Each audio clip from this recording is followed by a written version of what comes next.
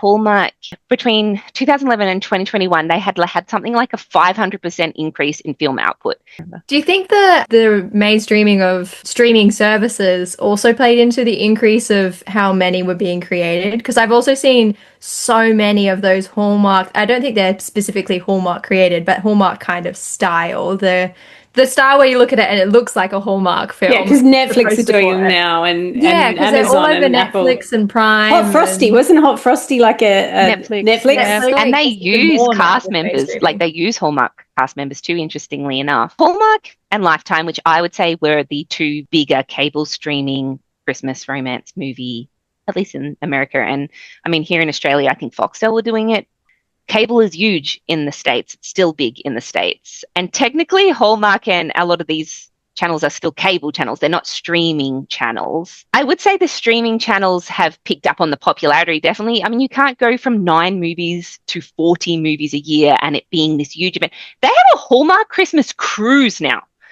But that's not the only things they do. They do like conventions, and they've been doing like mall tours where they take them all out to the malls, and the stars are there and you can go and you can meet them, and they do these huge rollouts now. So it would be crazy to think that Netflix and Amazon and all these places haven't picked up on that and aren't taking advantage of it. I think they did hit a little bit of it on their own. They did start sort of doing it on a small level, and they were very popular because they are. People love them. They also kind of hit like a cultural nerve. Like people were talking about Hot Frosty last year, right? And then the Princess Switch, there was that one. Where it's technically Vanessa Hudgens who just plays herself. Yeah. Who plays twins. Yeah, literally. There's a few that like seem to really mainstream. I mean, they used Lindsay Lohan came back and won, didn't she? Yeah. She's doing them every year now, I think. Yeah. I think Netflix struggles a little bit because they were really quite fine doing them Hallmarky. I call it like the Kmart, Target, Myers, where you do like. Hopefully, people understand that. If you don't know what I'm talking about, sorry,